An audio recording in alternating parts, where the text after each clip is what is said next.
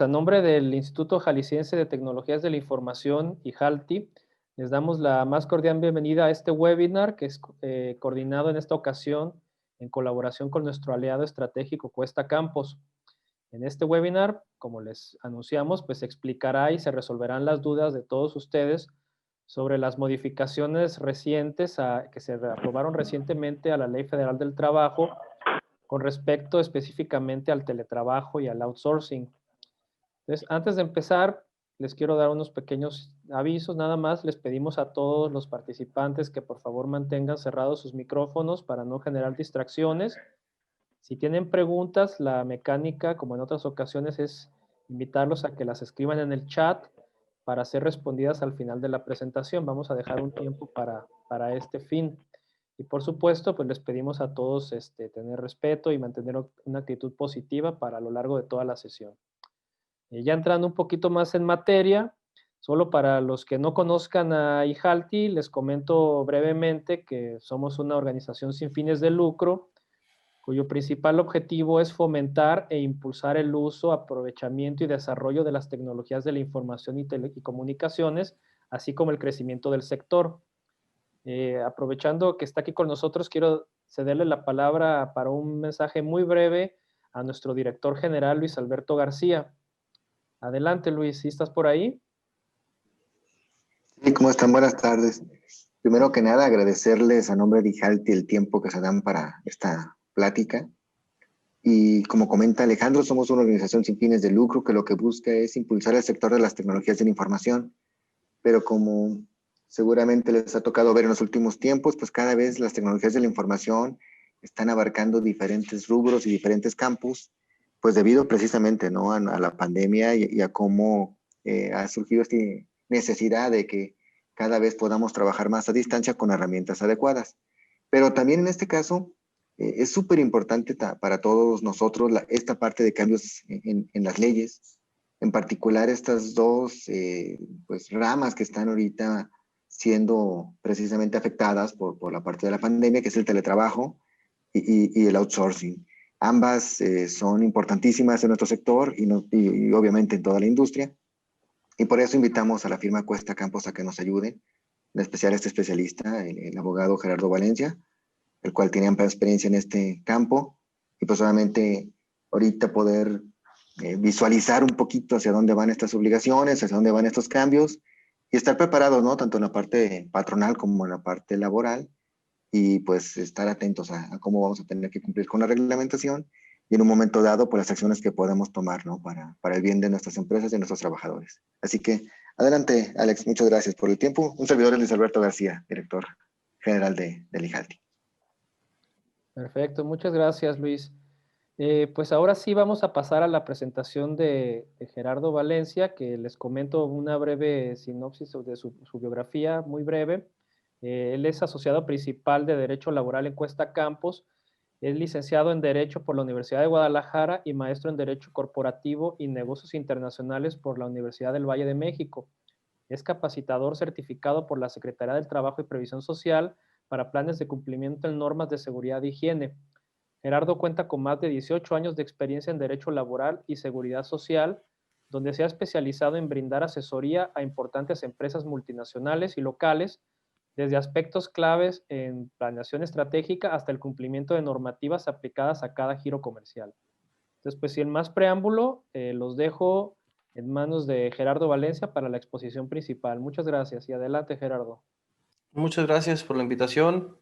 Es un placer, como siempre, apoyarles y pues ya desde hace mucho tiempo, casi desde que empezó IJALTI, hemos estado apoyando a muchos de las empresas que han estado llegando a través de ustedes o incluso con el gobierno del estado para hacer su establecimiento en México. Y bueno, pues siempre será un gusto poder apoyar a todas las empresas a tener un cumplimiento de las obligaciones en México y explicarlas sobre todo cómo funcionan, que si nosotros a veces como especialistas no los entendemos en su legia, ¿no?, cómo hacen la redacción los legisladores, pues entonces a veces se complica más, sobre todo para empresas extranjeras.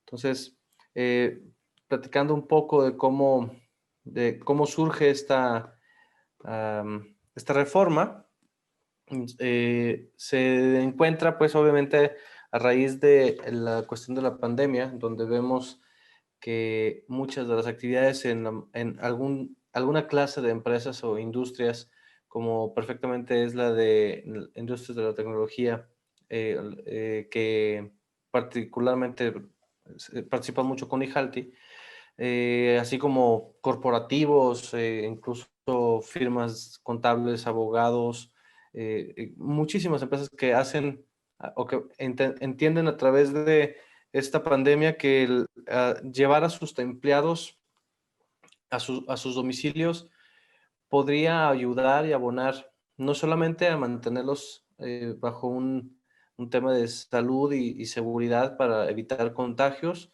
evitar aglomeraciones dentro de los establecimientos, sino que además puede llegar a favorecer hacia la productividad de los trabajadores. E incluso yo he visto ya varias empresas grandes que han decidido al personal que sí es viable llevar a esta nueva tendencia, pues literalmente al 100% de sus empleados en home office, ¿no? En el teletrabajo, dejando a lo mejor una muy reducida oficina, y eso, bueno, la ayuda o empezó a ayudar mucho a los gastos que se fueron erogando de las mismas empresas, ¿no?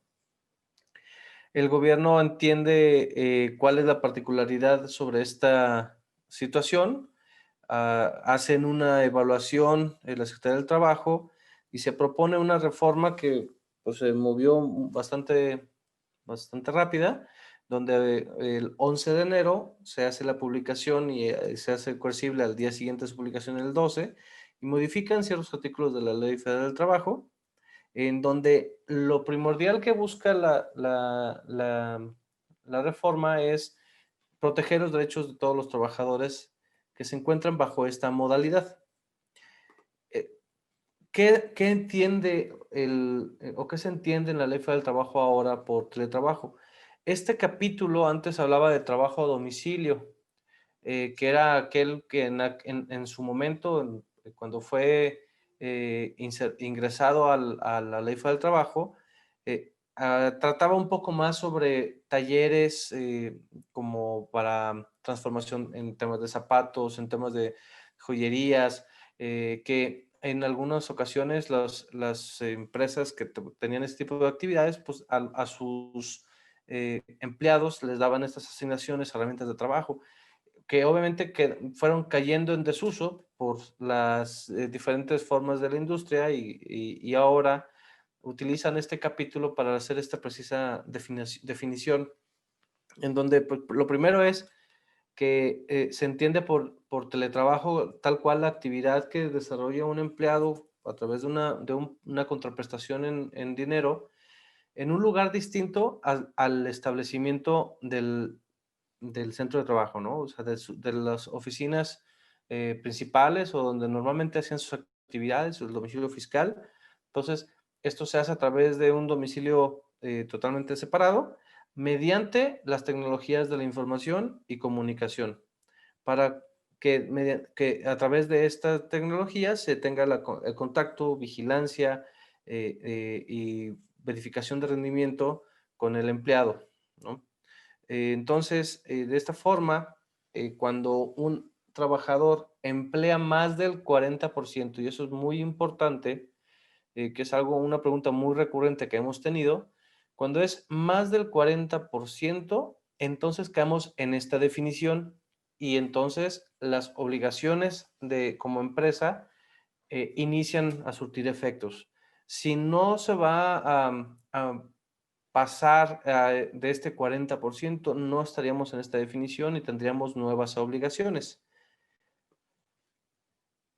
Es importante considerar cuáles son las obligaciones. Y voy a poner un ejemplo en el tema del 40%. Sí, este 40% se mide de forma semanal. Hoy en este activación de emergencia, pues obviamente aquellas empresas que están bajo esta modalidad, que no tienen los elementos para poder desarrollar, como son líneas de producción, manufactura, que son empresas esenciales, tienen a sus empleados haciendo sus actividades en sus domicilios, que esta ya es una situación de causa mayor, pero aún así, con esta situación de causa mayor, nos da la obligación de hacerlo. Imaginemos que no nos encontramos en la pandemia y que ya esto es una tendencia que se va a continuar. Incluso dentro del texto de la reforma se le invita al patrón a hacer pues a impulsar este tipo de modalidad al menos un día a la semana, ¿no? Entonces, esto está en el texto de la iniciativa como tal, no siendo una obligación, por supuesto, ni mucho menos, pero sí se considera como una buena forma de hacer que exista un equilibrio entre las actividades del empleado que regularmente se interrumpen con la familia por temas de transporte. Entonces, cuando ya no estemos en una situación de pandemia, digamos que de las 48 horas asignadas, vamos a la semana, obviamente, vamos a asignar únicamente 16 días, 16 horas, es decir, dos días de la semana. No estaríamos rebasando como tal este 40%, ¿no? Entonces, para que esto pudiera llevarse a cabo, ¿no? Tiene que forzosamente, o para que pueda definirse como tal trabajo, tiene que forzosamente rebasarlo. Entonces, tiene que ser más de 28 horas laboradas en el site, en el centro de trabajo, para que pudiera, ser, para que no pudiera ser considerado como tal, ¿no? En esa definición. Entonces, si asignamos un día de 8 horas como tal, no estaríamos rebasándolo. Ya excediendo de ese día, sí estaríamos ya en una tendencia a tener que cubrir con todas las obligaciones, ¿no? Y digo, nomás para considerarlo en el porcentaje que de horas que debe de considerarse, ¿no? 9.6 semanales. De esta forma, cuando cumplo yo con estas disposiciones, es necesario que yo como patrón proporcione a los empleados los equipos de trabajo, como puede ser la computadora. Si no tiene el empleado, por ejemplo, un escritorio y una silla, tendremos que proporcionarlo y hacernos cargo de este mantenimiento de estos equipos que se han sido entregados, que serían igual que impresoras, igual que el absorber los costos derivados de las actividades que está haciendo el trabajador. Deben de llevar a cabo un registro de todos los insumos, y este registro debe estar en una bitácora, algo físico, para que nosotros podamos acreditarle a la Secretaría del Trabajo mediante sus inspecciones que sí se está cubriendo con todas estas disposiciones, que se les está entregando a los empleados estas herramientas de trabajo, y que nos estamos encargando incluso de su mantenimiento y supervisión. Recordemos que a partir, y esto ahorita aparece, pero la Secretaría del Trabajo emitirá las reglas en las cuales debamos nosotros de cuidar el tema de la salud en el trabajo, la salud y seguridad en el trabajo. Esta nueva norma contendrá todas estas disposiciones para poder verificar el debido cumplimiento. Hoy todavía nos encontramos, si nos vemos un poquito aquí atrás, en el tercer punto sobre los costos derivados del trabajo realizado en la parte proporcional de electricidad y el pago de servicios de telecomunicación, es únicamente y exclusivamente hacia la actividad que realiza el empleado. Entonces, al no tener un criterio por parte de la autoridad donde podamos determinar cuál es el monto que yo debo de absorber, en este caso, erogado por el empleado, entonces tenemos que llegar a ciertos acuerdos hasta en tanto no tengamos algún criterio de la autoridad. ¿Cómo podemos hacer este acuerdo? La parte más sencilla en este momento es el tema del Internet. Obviamente, dependiendo de las características de cada empresa, de cada actividad de los trabajadores, es el ancho de banda que va a tener el Internet que requiere. Supongamos que requiere un Internet normal de 50 o de 100, en donde a lo mejor el costo es de 400 pesos, ¿no? En promedio entre todos los proveedores de Internet. Si este es el caso, entonces puedo perfectamente yo hacer una división entre el tiempo que el empleado va a destinar a sus actividades con el resto del día, ¿no? Entonces, el Internet, al no ser un consumible que sea medible, como sí lo es la electricidad, que abarca todos los dispositivos que se encuentran conectados y según el consumo es lo que te voy a cobrar como proveedor, en este caso sí podemos hacer una diferenciación y decir, bueno, de las 24 horas del día, únicamente yo tengo la obligación de pagarte las 8 que están dispuestas para tus actividades cotidianas. Entonces, en este caso, pues yo pago aproximadamente una tercera parte del servicio que tienes contratado, siempre y cuando, repito, el tema de las condiciones que son necesarias para la empresa tener en el desarrollo de sus actividades, ¿no? Ya si necesitas un ancho de banda de 250 o cosas así, bueno, ya puede llegar a complicar un poco la situación. El tema de el tema de los gastos, por ejemplo, de electricidad, bueno, tiende a ser un poco complicado.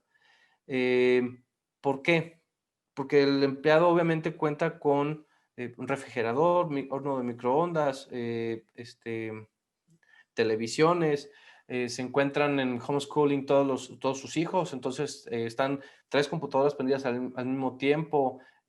Sí, entonces esto hace una diferencia, o los aires acondicionados, ¿no? Hace una diferencia entre poder exactamente determinar cuál es el consumo de electricidad que se tiene. Entonces aquí lo que se recomienda es, como la obligación nace del trabajador a, a poder señalarle al patrón cuáles son los gastos erogados. Entonces, en el convenio que hagamos, en modificatorio al contrato de trabajo, se establecería que el empleado está haciendo este gasto de X pesos, estima que este es el consumo que se va a llevar por la prestación de los servicios, y de ahí, entonces, vamos a tener una aceptación por parte de la empresa hacia el gasto que se estima, ¿no? Es como un pago, si alguna vez han estado en como en un acuerdo para la reparación de un daño, las partes, así como una terminación de la relación laboral, las partes acuerdan un monto específico para solventar este daño o esta reparación o esta indemnización, o en este caso este reembolso de un gasto, que consideramos que lo adecuado es este monto, porque con esta estrategia de conocer que una tercera parte del Internet, un cierto porcentaje de electricidad durante ese momento es aplicado al recibo de consumo de electricidad, entonces ahí es donde se puede determinar cuál es el costo y acordarlo entre las partes. Hacen una pregunta, esta ocasión la vamos a contestar en este momento, porque justamente hoy todavía nos encontramos en una laguna enorme en la cuestión de la deducibilidad sobre este gasto que estamos erogando.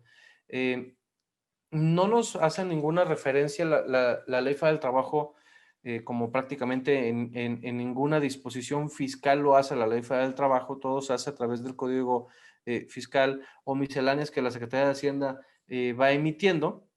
En este caso seguimos esperando la confirmación de criterio por parte de la Secretaría de Hacienda, donde lo ideal será que emitan que se haga una miscelánea en donde se establezca el concepto que se le va a destinar a este rubro en el recibo de nómina, en el CFDI, con la finalidad de obtener un concepto que no sea gravable para el empleado, porque de lo contrario tendría yo la obligación de que si acordamos 300 pesos, por decir un número, yo tendría que hacer la retención del 30% por lo menos sobre esa erogación, ¿no? Entonces, esto tendría que estar conceptualizado por esta miscelánea o este comunicado de Hacienda para que para nosotros no sea un costo sin que pueda llegar a tener una deductibilidad, precisamente. Todavía no se encuentra señalado por la Secretaría de Hacienda, entonces estamos en espera de eso, pero obviamente dentro del término de este mes deberá de encontrarse el criterio ya establecido, porque como esto nace a partir del 12, los gastos que se están erogando en este momento, pues tendrían que reembolsarse en la siguiente quincena, por así decir. En muchos incluso la periodicidad no está establecida y pues se entenderá que esto se hace a través del consumo mensual que se tiene o bimestral que se tiene con algunos proveedores. Entonces, esta sería la forma en cómo podríamos llegar a hacer el reembolso de los mismos gastos. Obviamente, necesitamos esperar que la Secretaría de Hacienda emita este comunicado para poder determinar el concepto exacto que le vamos a poner al CFDI. Todavía hoy no podrían hacer una obligación como tal para hacer pago, teniendo en cuenta que si estamos a 19 de enero, solamente han pasado 7 días y los gastos pues no es como, no tengo un medidor de luz normalmente instalado fuera del privado que tengan en su casa, entonces no es factible poder todavía hacer esta pues, este acuerdo o esta obligación de pago, ¿no? Entonces, continuamos con las obligaciones que nacen de la reforma, los mecanismos, obviamente, de seguridad que deban de seguridad de la información y datos que son utilizados por los empleados, como es a lo mejor un NDA, un acuerdo de confidencialidad que se celebra con los trabajadores para que toda la información que se tenga no sea publicada y se respeten las normas que cada empresa tengan, incluso algunos con ISO 9000 de certificaciones de seguridad, pues deberán de considerar estos temas, ¿no? Para las VPNs, para todo lo que necesitas para conexiones en redes públicas. Todo esto debe de estar debidamente especificado en el contrato de trabajo, en el reglamento interior de trabajo. Entonces, esto es importante que se haga mención o incluso un documento por separado, ¿no? Hay que respetar, y esto es un punto importante que se debe de establecer en el contrato, el derecho de la desconexión de las personas trabajadoras bajo esta modalidad. ¿Qué quiere decir esto? Que al concluir su jornada laboral, el empleado tiene la completa disponibilidad de usar su tiempo ya para sus propios fines, sin que nosotros como patrones estemos, oye, no te tardas nada, conéctate otra vez, fíjate que necesito que mandes un correo.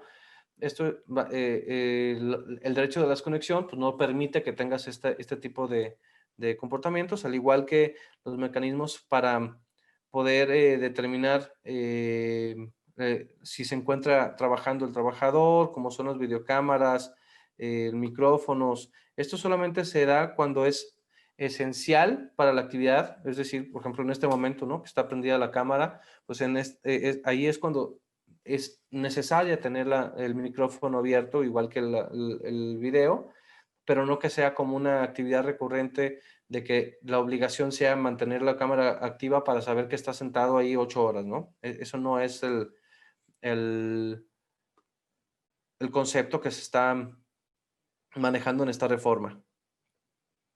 Las nuevas obligaciones de los trabajadores, obviamente, pues tener el mayor cuidado en la conservación de los equipos.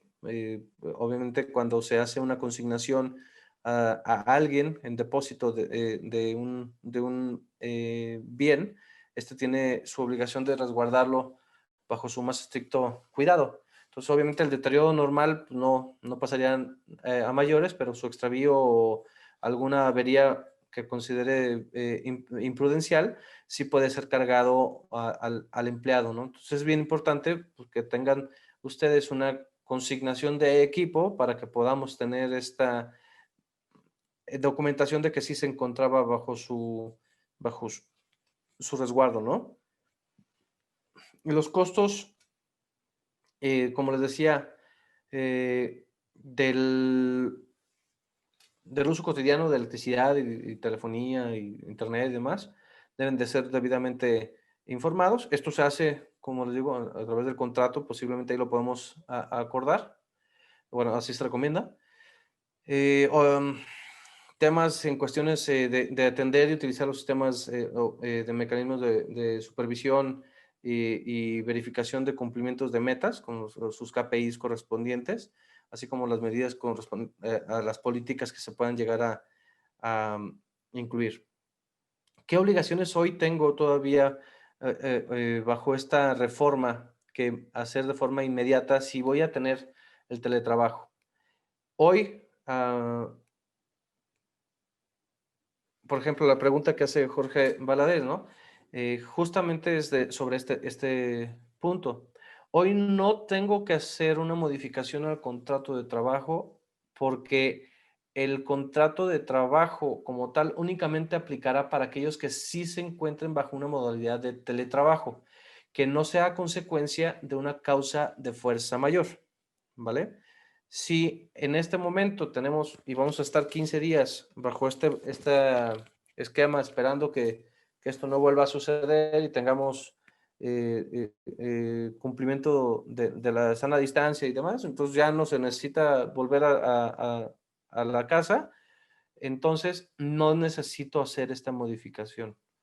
Si este régimen se va a absorber ya por la empresa, y siempre voy a tener esta opción del teletrabajo. Entonces, para aquellos empleados que van a estar asignados bajo este proyecto, o por ejemplo, yo como empresa tengo la política de que pase lo que pase, 8 meses más vamos a estar bajo este esquema de teletrabajo, perfecto.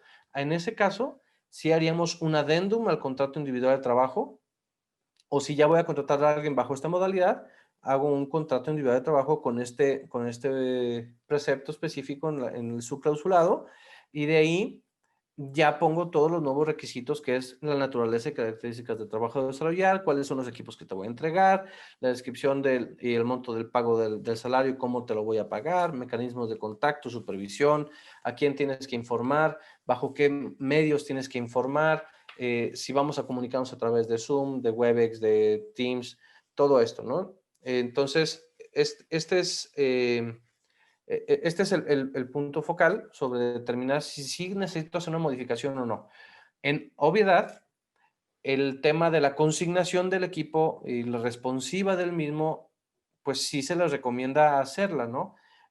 Aunque sea una temporada corta, pero al final del día el empleado va a contar con con este equipo de ustedes están proporcionando todos los elementos, me prestaste la silla, la tengo, ya me la llevé de la oficina a la casa, entonces todo esto, bueno, hay que considerarlo, de sí ponerlo en un escrito, de sí tener una bitácora sobre cuáles son los equipos que se están llevando, ¿no?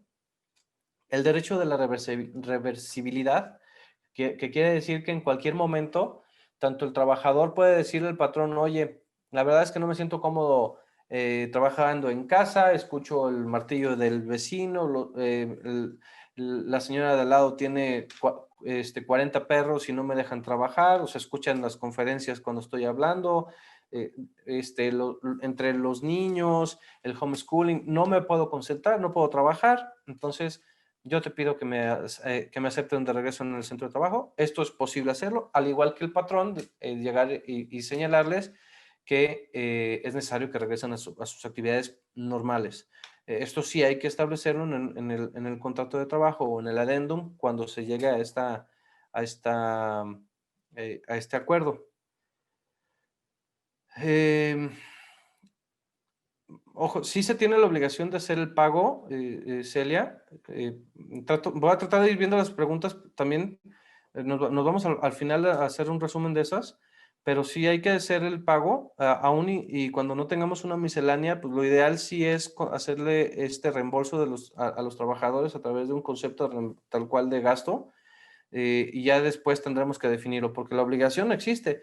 ¿Cuál es la consecuencia? Bueno, si existen sanciones por parte de la Secretaría, tendrías que contar con la mala suerte de que el inspector haya llegado a tu puerta, o bien un empleado puede hacer alguna denuncia a través de la Secretaría del Trabajo, decir que no me están pagando estos gastos, ¿no? Entonces, insisto, la cuestión de la pandemia es un tema de causa de fuerza mayor. Entonces, en este momento, al ser una causa de fuerza mayor, es obligatorio que estemos en casa y sí, es obligatorio para la empresa asumir estos costos. El adendum no es necesario hacer a través del cuando solamente es por la pandemia, ¿vale? Solamente es la carta de consignación que ya mencionaba.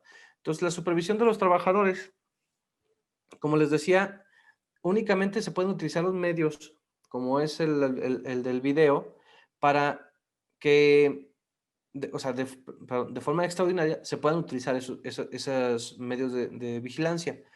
Tendrán que buscar algunas cuestiones de reporteo, a lo mejor llamadas a cada hora, bueno, haciendo la viabilidad de tener monitoreado al trabajador y que me esté diciendo qué es lo que está haciendo en sus actividades normales, pero no tendrá que ser a través de un sistema de videovigilancia, ¿no? Porque esto sería invasivo y va en contra, obviamente, del esquema de lo permitido por la reforma. Necesitamos tomar en cuenta la perspectiva de género para la asignación del teletrabajo en su régimen para evitar dentro de todo lo posible que exista alguna diferenciación entre hombre o mujer o cualquier vínculo de género, que la metodología para determinar quiénes sí tienen acceso a esta opción, a este derecho, sea tomada por esta cuestión, ¿no? De identificarlo a través de diferencias biológicas. Entonces, si no se cuenta con este mecanismo, e incluso dentro de la política que debe de hacer cada empresa para el desarrollo de estas nuevas regulaciones, sí se debe de hacer esta definición explícita de que por ningún motivo el derecho de tomar esta nueva disposición será base a género, ¿no? Esto no está permitido y sí hay que tener mucho cuidado. ¿Qué es lo que sucede a partir de la expedición de la reforma? Bueno, la Secretaría del Trabajo tendrá 18 meses para emitir la norma oficial mexicana. Esa es como la NOM 035, la NOM 036 de carga del trabajo. Este tipo de NOMs que son emitidas por la Secretaría del Trabajo, donde ya tienen especificaciones técnicas, pues tendrá que determinar, por ejemplo, y como obligación nace en esta reforma el tener una bitácora de registros de los trabajadores en sus jornadas laborales para poder determinar que no se excede de una jornada ordinaria de 8 horas, que no se excede más de 3 veces a la semana esta jornada extraordinaria, que se está descansando por lo menos 30 minutos en una jornada continua de 8 horas, que tienes el derecho del séptimo día de descanso después, cada 6 días, o si distribuiste conforme al 59 de la ley la jornada de trabajo para laborar de lunes a viernes, entonces verificar cómo se hizo la distribución y evitar que exista este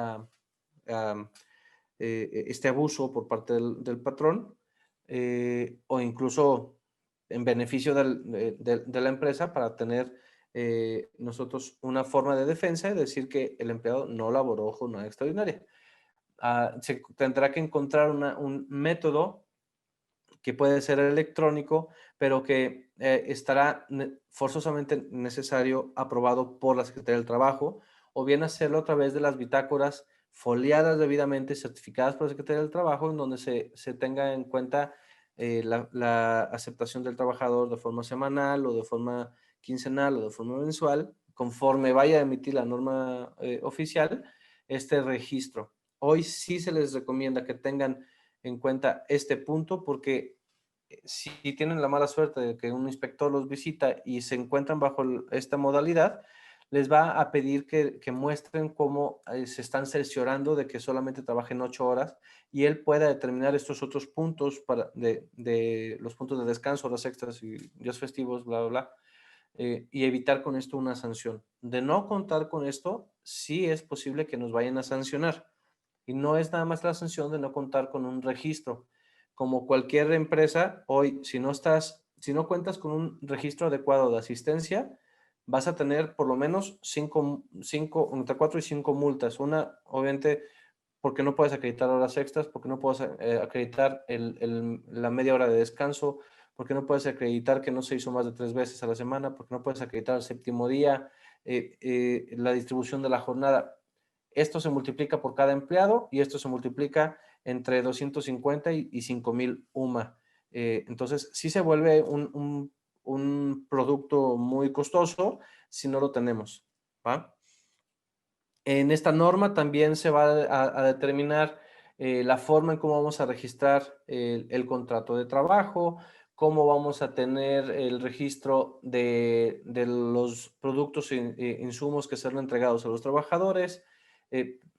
Pero, o sea, hoy tengo que contar con un dispositivo para cubrir estas medidas y después me lo van a perfeccionar. Pero mientras, sí lo debo de tener. También me van a decir qué tipo de, a lo mejor, de regulación debo de tener en cuestión de medidas, espacios, ventilación, iluminación, verificar que sí se tengan este tipo de conceptos. Si utilizo un equipo un poco más sofisticado, que la carga eléctrica sea mayor a un dispositivo convencional, bueno, pues te van a pedir cuestiones técnicas de electricidad a tierra, estática, bla, bla, bla, ¿no? Entonces, sí va a haber ciertos mecanismos para esto.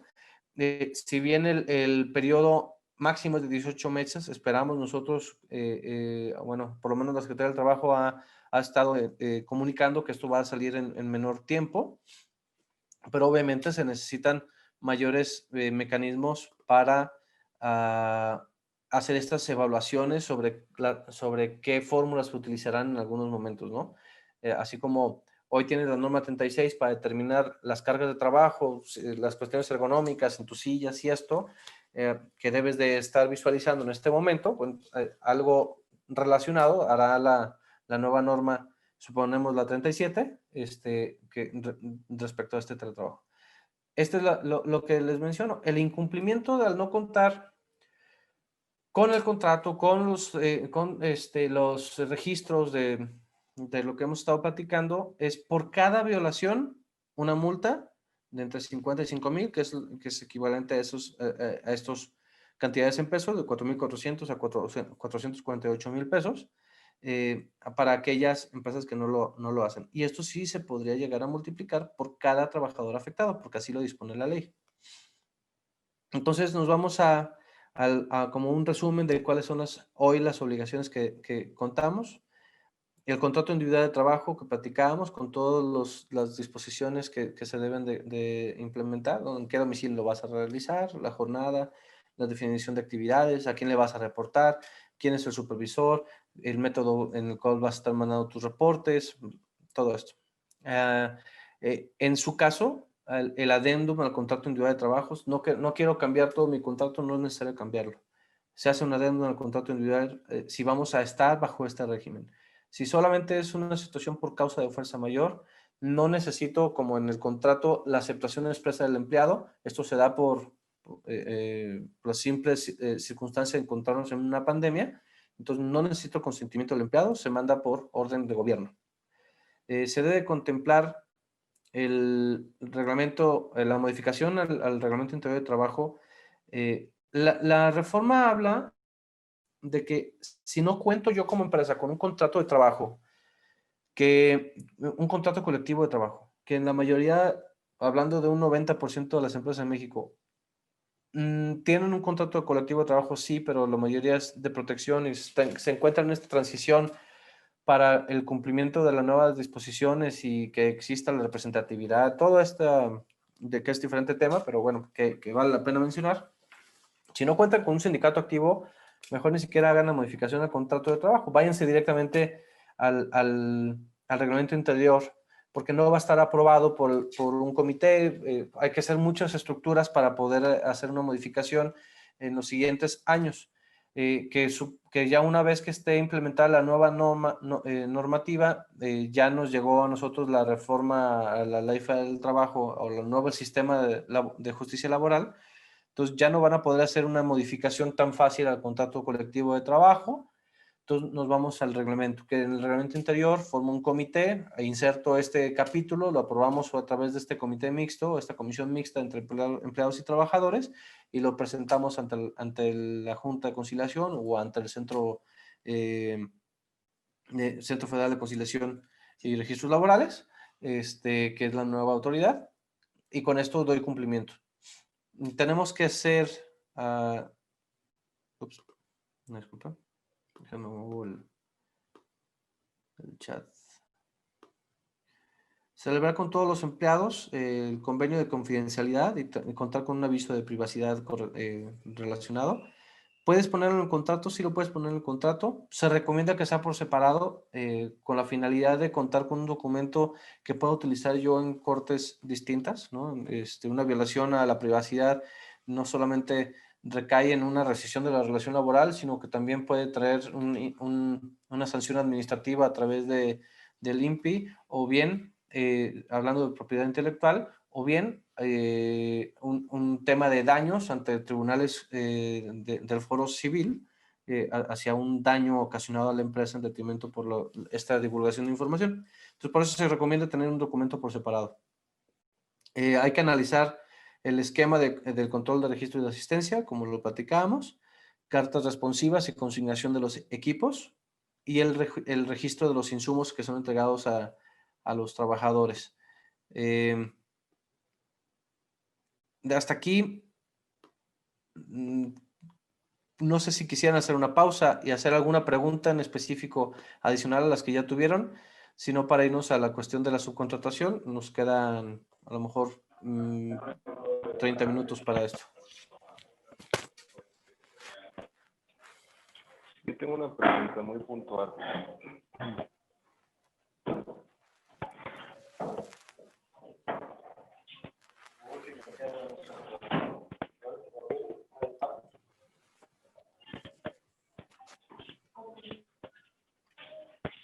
¿Tenemos alguna pregunta? Si no, pasamos al siguiente.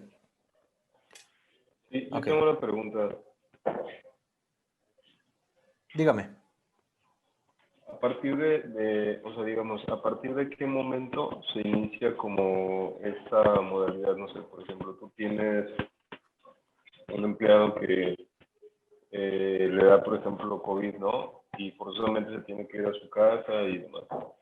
El tiempo, digamos, que va a estar fuera como del centro de trabajo, ¿no lo consideras en automático como con esta nueva reglamentación, o tiene que ser forzosamente existir un contrato donde cambia como su modalidad de trabajo?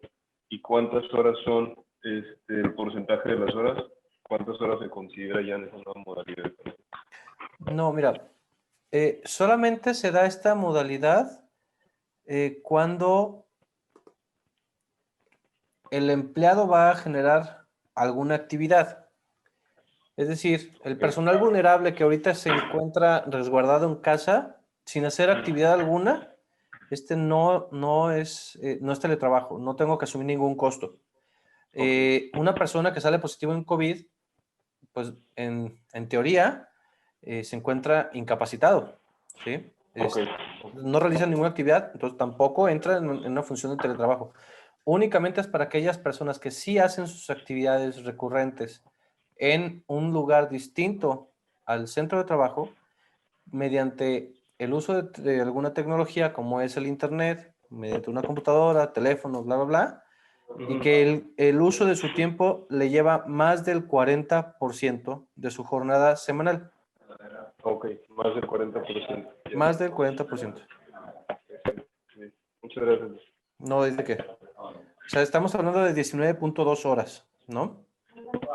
Son más de 2 días de trabajo en una jornada de 8 horas. Extras a su jornada de 8 horas.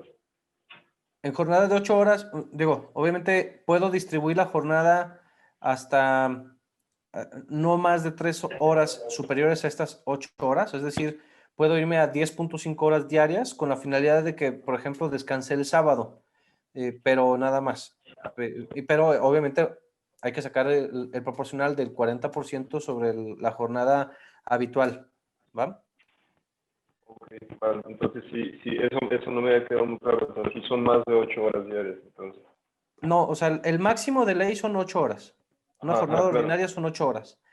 El 59 de la ley nos da la oportunidad de distribuir la jornada laboral siempre y cuando no rebasemos otras disposiciones. Quiere decir, no puedo yo, o sea, yo no puedo distribuir las 48 horas en 2 días de trabajo. A menos que estés Claro, en seguridad bueno. pública, no lo puedo hacer. Sí, tengo un máximo de 3 horas diarias sobre las 8 horas que me pone la jornada ordinaria de trabajo en un turno Ya, diurno. ¿Va? ya, ok, perfecto. Perfecto. Clarísimo, gracias. No, ¿de qué? Pregunta Alejandra Vargas que si existe la posibilidad de que el trabajador puede renunciar al pago de los servicios. No, no lo existe. Esto es un derecho irrenunciable, es como renunciar al pago del aguinaldo o a las vacaciones, ¿no? Esto no es posible acordarlo con el trabajador, aún teniendo por escrito que el trabajador está de acuerdo en no recibir ninguna remuneración por este tema, no remuneración, disculpen, un reembolso del gasto. Este no es válido, que existe una renuncia de derechos. Jorge Valadez, se puede estipular que además del tema de electricidad, internet y demás, el empleado sea dueño de su equipo de cómputo y proporcione una ayuda para el uso. Esto es el esquema de Bring Your Own Device. O sea, sí puedo. La ley te dice que yo debo de proporcionar todos los elementos para que tú puedas desarrollar tus actividades. Si, si dentro del acuerdo que existe entre la empresa y el trabajador, el empleado puede utilizar el dispositivo que en ese momento tenga, sí podríamos utilizarlo. Nosotros estaríamos a cargo, como empresarios, estaríamos a cargo del mantenimiento, del buen funcionamiento del equipo. Obviamente, si tengo yo un equipo que no cumple con las especificaciones técnicas para desarrollar mis actividades, no me puedes obligar a comprar un nuevo equipo. Esto no puede suceder, porque sí dice la disposición que tú me tienes que proporcionar las herramientas. Si es yo la sugerencia sería, si esto sería únicamente por la cuestión de la pandemia, posiblemente lo puedas hacer con los riesgos de que tengas alguna denuncia en la Secretaría del Trabajo, con los riesgos de que alguien te pueda decir, págame o reembolsame el gasto que se generó porque estuve utilizando mis propios equipos y tú nunca me diste nada, ¿no? Todo lo demás hay que pagarlo nosotros, el tema de electricidad y demás. La política de Bring Your Own Device surte efectos cuando voy a la empresa, me llevo mi dispositivo y te pongo ciertas restricciones de uso para que no puedas entrar a páginas inseguras y que a través de ese no se filtre información hacia los demás equipos. ¿Cómo se clasifican los accidentes en el teletrabajo? En este caso, nosotros tenemos que dar aviso al Seguro Social e inscribirlo bajo esta modalidad de teletrabajo. Ya existe esta opción dentro del Seguro Social a raíz de esta reforma. ¿Cómo se hace la configuración del trabajo? Obviamente, si existe un riesgo, un accidente, una caída del empleado dentro de la jornada de trabajo, sí es posible determinar que fue un accidente. No es tan sencillo y tendremos que esperarnos, ¿no? Si voy bajando las escaleras hacia la oficina donde voy a hacer mis actividades y me caigo, entonces tendremos que ver ahí cómo lo va a categorizar el Seguro Social. Si lo va a considerar como accidente en trayecto o si es un accidente de trabajo, ¿no? Esas son las peculiaridades que al ser tan nuevo, a veces no tenemos la respuesta al 100%, pero sí tenemos el entendimiento. Ya tuvimos tres consultas del Seguro Social en donde dimos la contestación sobre si era o no considerado el accidente de trabajo. En la mayoría se determinó que sí, solamente en una, pues era fuera de la jornada, no se concluyó como que fuera, que fuera realmente como riesgo de trabajo. Y el Seguro Social así lo va a tomar. Esperemos que así sea. Todavía no sale la resolución en contra. Gaby Alejo, ¿qué pasaría si el empleado es en sitio? La empresa tiene todo para las actividades en el sitio, pero el empleado busca el permiso de realizar teletrabajo. ¿También estoy forzado como empresa a cumplir con esta disposición? No, la disposición no es obligatoria, salvo el tema de la pandemia o causa de fuerza mayor, ¿no? Ahí se podría volver obligatoria si no eres actividad esencial. Si el empleado es quien tomó la decisión de trabajar desde casa, o sea, tú tienes que autorizar. Este es un acuerdo de las partes, en voluntad de las partes, y como decíamos, es reversible. Si ya no se quiere continuar bajo esta modalidad, tiene que regresar a su centro de trabajo. Por eso es tan importante que tengas bien definido el contrato o el adendum con estas condiciones, tanto en dónde va a desarrollar su trabajo para las cuestiones, perdón, para las cuestiones del riesgo de trabajo. Si no está bien establecido el domicilio, pueden llegar a tener un problema con el Seguro Social. También la definición del puesto, descripción de actividades y el derecho de reversibilidad. Las partes tienen que ser muy precisas en eso. Omar Ortiz, ¿qué sucede si un trabajador en el teletrabajo se mueve de su domicilio, digamos, a otra ciudad sin avisar y desde ahí se conecta? ¿Se le puede sancionar? Podría llegar a sancionarse. Todo está dependiendo de cómo hagas el reglamento interior de trabajo. Y aprovecho comercial. Si tú no tienes una disposición que quieras reglamentar más allá de lo que marca la Ley Federal del Trabajo, por ejemplo, las llegadas tarde, el que no traigan el uniforme, equipo de protección, que no utilicen el transporte de personal, que se cambien de domicilio sin dar notificación para utilización de sus actividades. Si todas estas disposiciones no se encuentran definidas y con la sanción correspondiente, es muy difícil que puedas llevar a cabo una sanción al trabajador. Entonces, siempre tienen que estar todas las políticas relacionadas a regulación de conductas en el reglamento interior de trabajo debidamente depositado. Hay que analizar bien estas disposiciones que se ponen, porque a veces, aún y queriendo hacerlo, por ejemplo, si faltan 6 veces en un periodo de 60 días, lo puedo correr. No podrías, porque ya existe una disposición que te dice no más de 4 faltas en 30 días. Entonces, si fueran 60 días, pues, tendría a lo mejor derecho a 8 faltas, por un decir, ¿no? Tenemos que hacer como un análisis exacto de este asunto. Es indispensable notificar la reversibilidad ante la Junta, Isaac. No es necesario, más bien es un acuerdo de las partes donde ya se tenga de vuelta al empleado en el site, ¿no? En el establecimiento. Si nace alguna otra duda, la vamos abordando, ¿va? Me voy a ir rápido al otro tema. Si bien el otro tema no es déjenme hago una reducción de esto.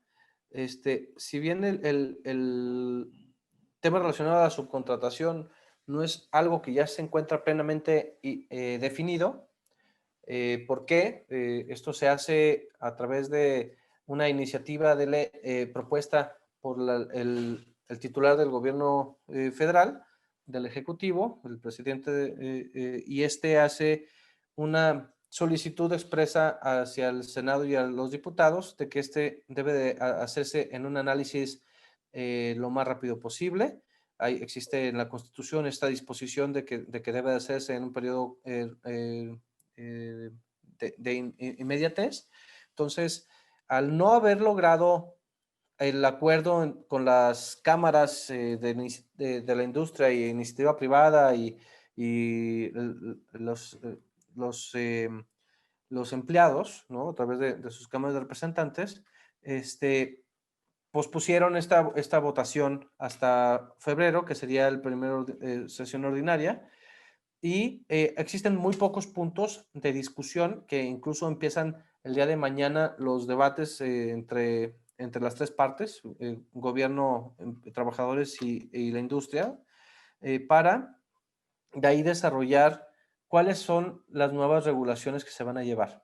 Pero es un hecho de que la mayoría, un 95% del texto que se encuentra en la iniciativa presentada por el Ejecutivo, va a pasar. Los puntos a tratar serán cuestiones del PTU, que lo quieren topar a 30 días de salario, el Ejecutivo está proponiendo 60, el tema de la temporalidad para la entrada en vigor y vigencia de esta disposición. Estas sí son las características que se están todavía discutiendo. De ahí en más, ya se está haciendo una prohibición expresa de la subcontratación. A ver, veo yo una pregunta de Gaby Alejo, nada más me regreso tanto. Entonces, inclusive por la pandemia estamos obligados a cumplir con nuestra nueva disposición. Sí, es correcto. porque sí se está llevando el teletrabajo, sí es correcto, Gaby. ¿Vale? No hay de qué. Entonces, ¿qué se entiende por subcontratación? Todo aquello que está destinado al cumplimiento del objeto comercial o el objeto social. Que esto es bien importante.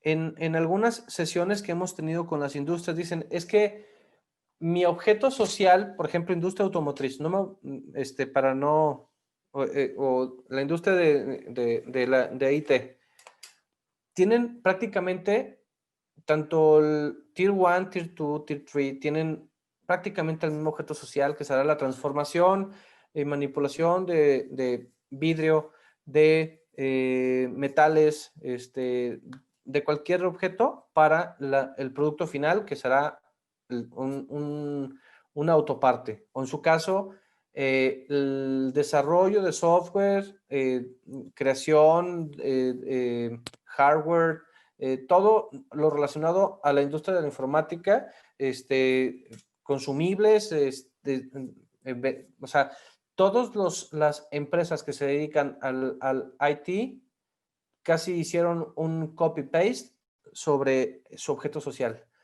Oye, esto quiere decir entonces que si yo contrato a cualquier empresa para hacer un desarrollo distinto al que yo generalmente hago, ya con esto me pone a mí en incumplimiento de la ley. En la interpretación al día de hoy no te pone en incumplimiento. ¿Por qué? Existe la definición de que solamente se puede hacer a través de... Déjeme, nada más vamos a... Esta es la iniciativa. Esto es lo que tenemos hoy todavía en el 15A de la ley, que no puede abarcar la totalidad, no debe justificarse el carácter especializado, y este es el punto que se queda, el carácter especializado, y no puede comprender tareas iguales. Los dos, el punto 1 y 3 se van, pero el punto del medio no.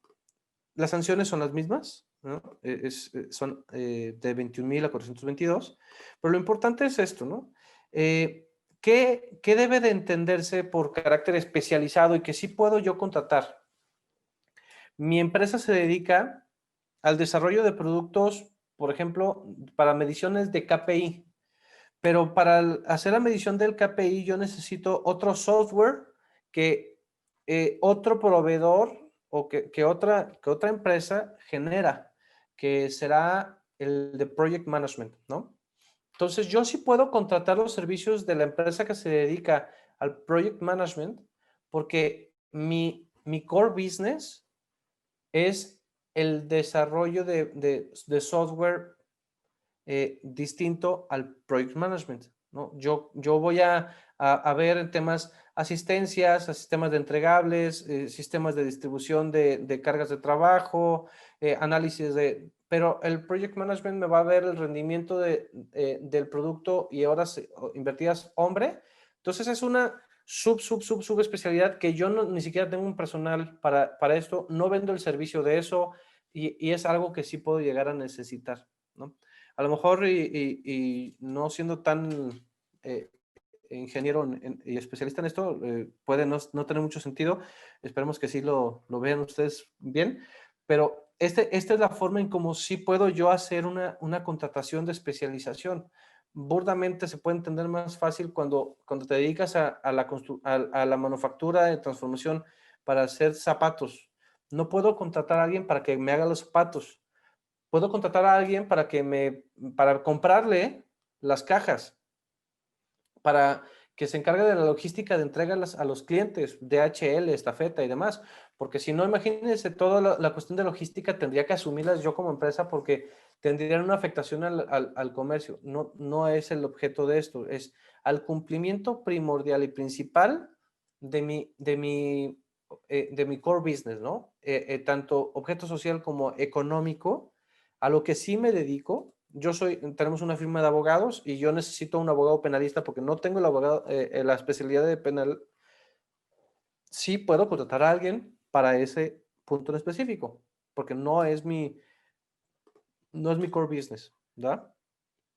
Entonces, existe textualmente la prohibición expresa de que no se puede utilizar la subcontratación. Esto está definidísimo de que no lo puedo utilizar. Puede ser una consecuencia fatal para empresas que se dedican a esto, sí lo puede hacer.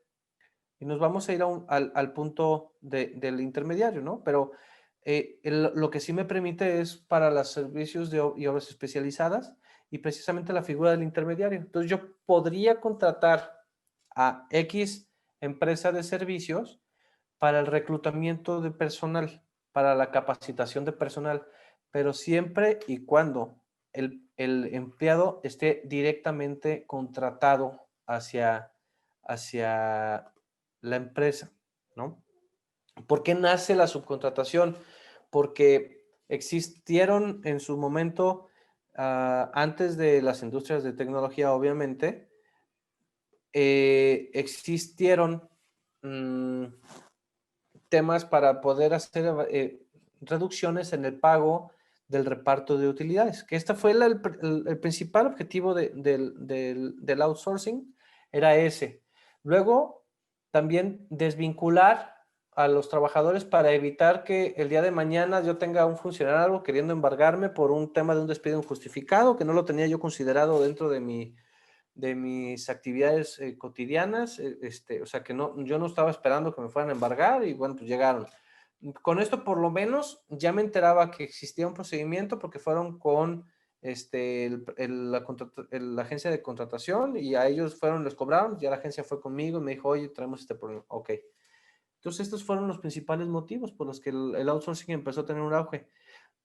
Se exponencia en un momento en donde de 2006 a 2012 empiezan a hacer restricciones a las deducciones de ley de los beneficios.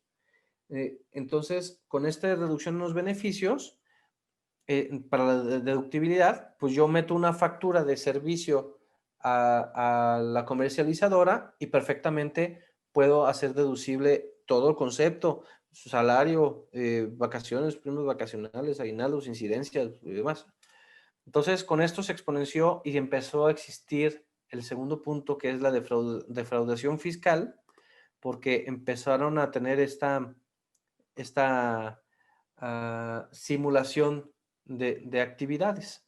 Entonces, sí se ve afectado de cierta manera el erario público, sí se ve. Entonces, aquí el análisis a partir del 2012, y luego del 2016, con ciertos criterios por parte de los tribunales colegiados en materia fiscal, fueron un punto de partida para determinar si pudiera seguir o no seguir con este esquema.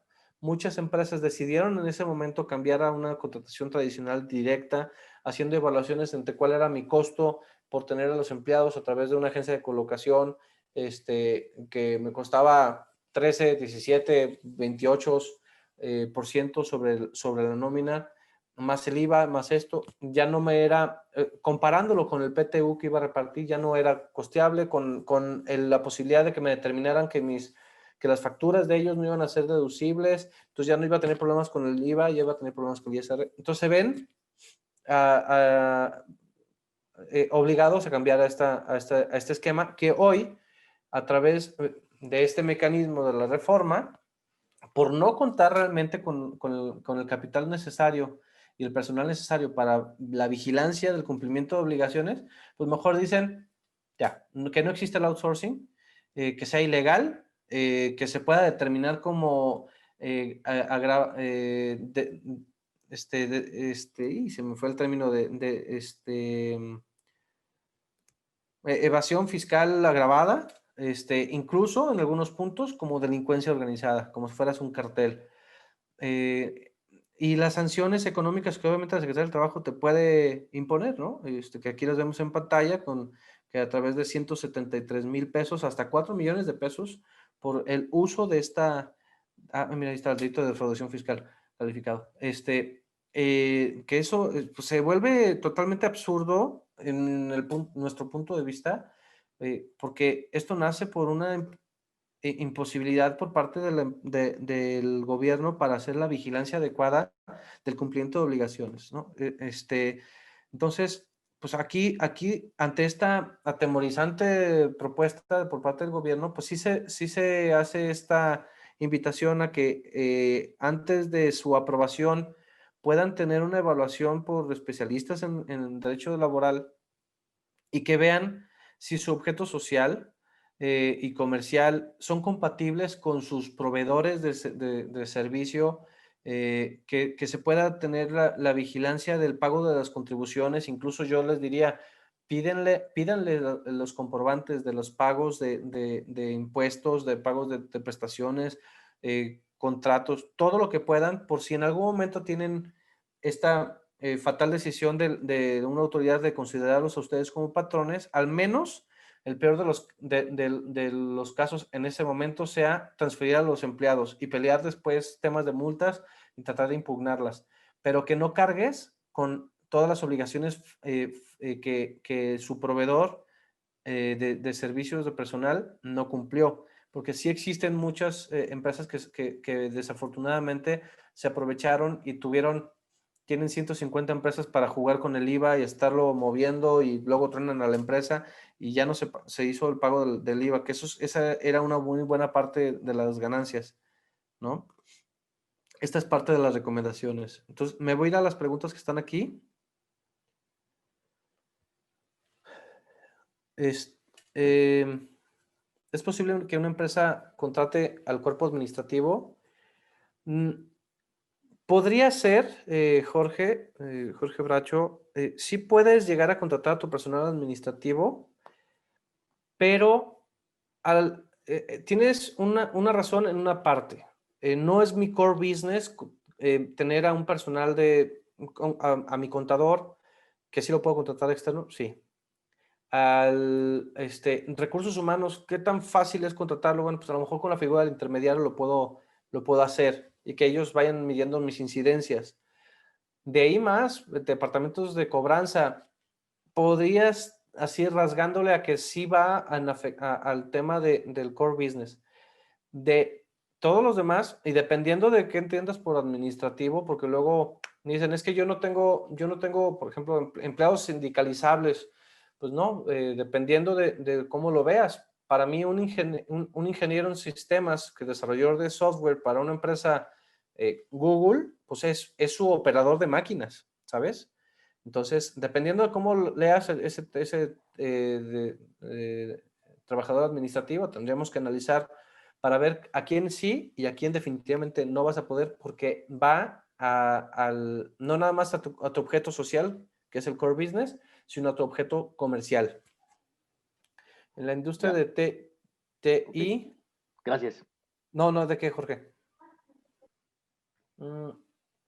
Rafael Torres, de Ihalti. En la industria de TI es común que cada empresa, que una empresa que esté desarrollando un sistema de software subcontrate a otra empresa que hace lo mismo para que desarrollen subsistemas o aplicativos del sistema principal. Esto se ve afectado por un esquema de subcontratación durante que ambas empresas tengan el mismo objeto social. Yo sí les recomendaría que su objeto social traten de identificarlo bajo una premisa en específico. Sé que es bien complicado hacerlo. O sea, una premisa es hacia un producto que pueda ser más fácil de análisis.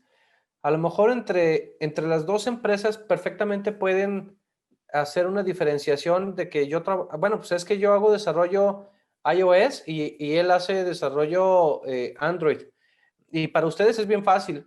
Tengan en cuenta que quien lo va a analizar no es experto en sistemas como no lo soy yo, en IT, ¿no? Y si le cuesta trabajo entender un contrato individual con un empleado, le va a costar siglos entender que no es lo mismo el código que utiliza una empresa al del otro para determinar si es o no especializada la contratación.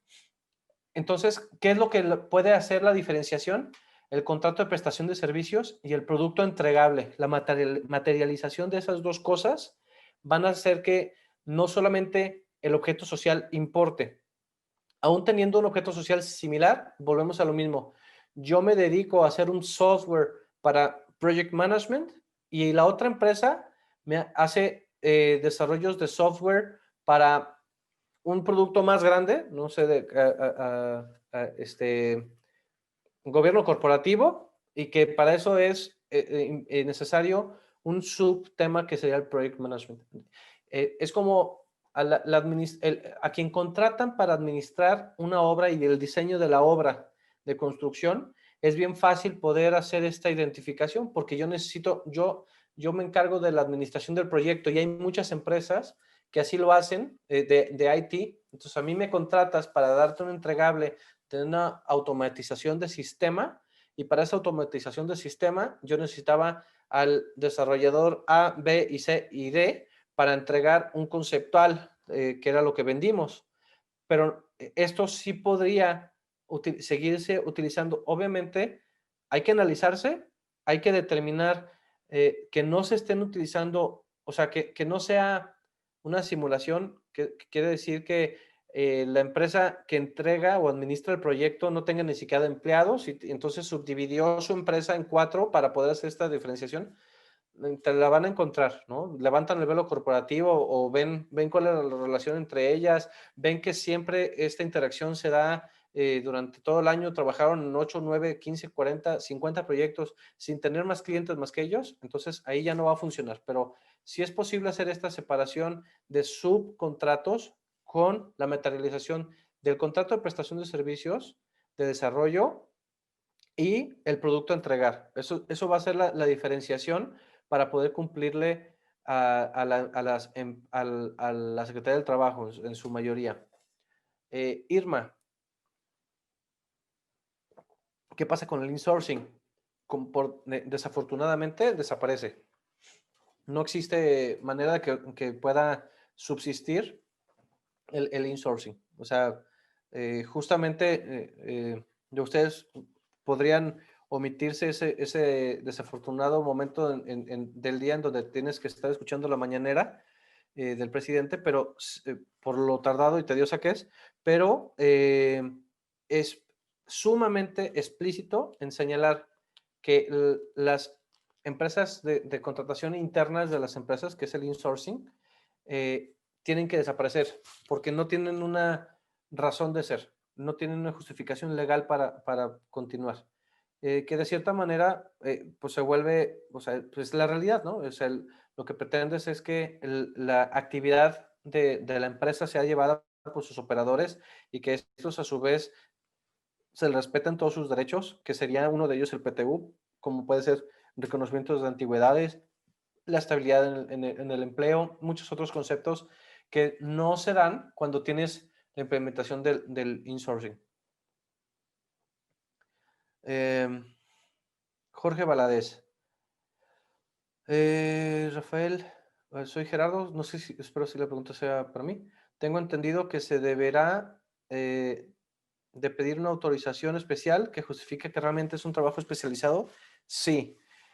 Si caes en una posible descripción de subcontratación, es necesario solicitar una certificación por parte de la Secretaría del Trabajo, que tendrá que emitir su protocolo dentro de los 6 meses siguientes a la promulgación de la reforma de ley, en la que ellos tendrán que confirmar si tú eres o no subcontratación y si es legal o no este servicio especializado que están contratando. Es correcto.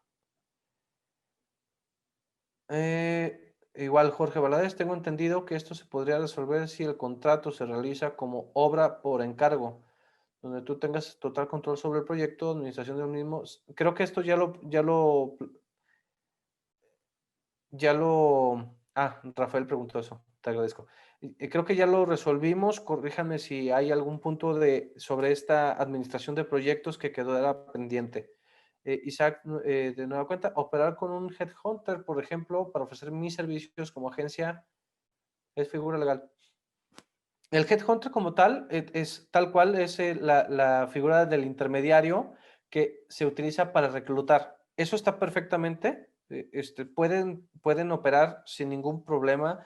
Incluso me atrevería a decir, no necesitas ninguna certificación de la Secretaría del Trabajo porque siempre y cuando no hagas que hago el reclutamiento, pero lo tengo en mi nómina y luego ya se lo paso al que va a ser el patrón. Entonces, desde un inicio, la contratación y todo se da con quien va a ser su patrón. Pero sí es una figura legal.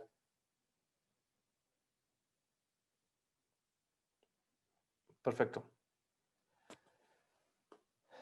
No sé si tengan alguna otra pregunta.